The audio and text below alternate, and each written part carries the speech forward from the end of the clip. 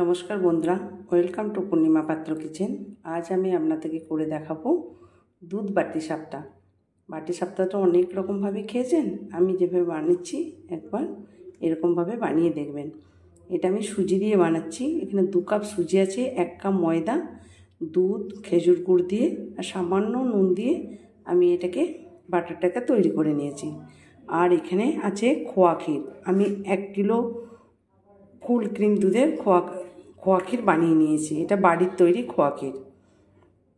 এটাকে সামান্য আমি খেজুর গুড় দিয়ে হালকা মিষ্টি হয়েছে খোয়া ক্ষীরটা। এরপর আমি বাটারটা তৈরি করে নিয়েছি আর খোয়া ক্ষীরও তৈরি হয়ে গেছে। এরপর আমি বাটি সাপটাগুলো বানিয়ে আপনাদেরকে দেখাচ্ছি। দেখুন বন্ধুরা, এরপর আমি পাটি সাপটাগুলো তৈরি করে নেব। তার মধ্যে তাও গরম করতে দিয়ে দিয়েছি। এরপর সাদা তেল দিয়ে গুলিয়ে নিলাম। এরপর 1 চামচ বাটারটা দিয়ে দিলাম। তারপর ভালোভাবে গুলিয়ে নেব।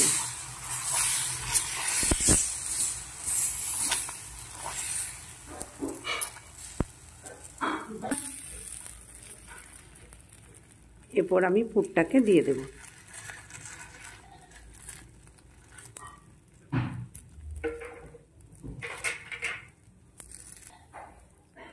এরপর আমি এটাকে ভাঁজ করে নেব।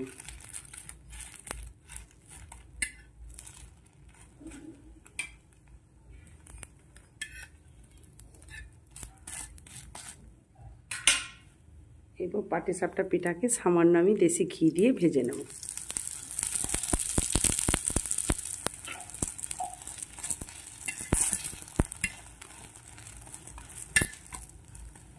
এরকমভাবে সমস্ত পিঠাগুলো তৈরি করে দেখুন বন্ধুরা, পাটিসাপটা একদম রেডি। এরপর আমি কড়ার মধ্যে দুধ গরম করতে দিয়ে দিয়েছি। দুধ পাটিসাপটা বানাবো বলে এখানে আমি 1/2 কিলো দুধ এটা গরম করতে দিয়েছি। এটা আমি অর্ধেকটা মেরে নেব দুধটাকে। তারপর পিঠাগুলো এর মধ্যে দিয়ে দেব। চলুন ততক্ষণ পর্যন্ত দুধটা ফোটার জন্য অপেক্ষা করে থাকি। দেখুন বন্ধুরা, 5 মিনিটের মতো হয়ে গেছে। দুধটা প্রায় অনেকটা মরে এসেছে। এরপর এর মধ্যে আমি সামান্য খেজুর গুড়ের পাটালি দিয়ে দেব।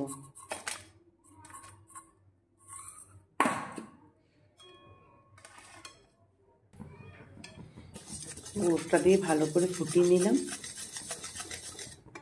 এরপর আমি গ্যাসটাকে বন্ধ করে দেব। দুধটা ভালোভাবে ফুটে গেছে, গাঢ়াও হয়ে গেছে। এরপর আমি গ্যাসটাকে বন্ধ করে দিলাম। দুধটা সামান্য ঠান্ডা হওয়া পর্যন্ত অপেক্ষা করব। 2 মিনিট হয়ে গেছে, দুধটাও হালকা ঠান্ডা হয়ে গেছে। এরপর আমি পাটিসাপটা পিঠেগুলো দুধের মধ্যে দিয়ে দেব। সমস্ত পিঠাগুলো দুধের মধ্যে ডুবিয়ে দিয়েছি। এরপর এটা আমি 5 মিনিট রেখে দেব। দেখুন 5 মিনিট হয়ে গেছে আর পিঠেগুলোর মধ্যে দুধগুলো ভালোভাবে লেগে গেছে আর নরমও হয়ে গেছে। এরপর আমি একটা প্লেটে সার্ভ করে নিই। দেখুন বন্ধুরা, দুধ পাটিসাপটা একদম সম্পূর্ণ রেডি। এটা খেতে কিন্তু দুর্দান্ত স্বাদ লাগে। আমি যেভাবে বানালাম একবার এইভাবে আপনারা বানিয়ে আমাকে কমেন্টে অবশ্যই জানাবেন।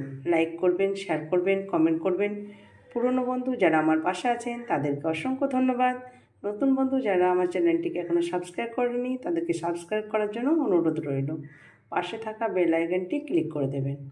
ভালো থাকবেন, সুস্থ থাকবেন। জয় ঠাকুর, জয় মা।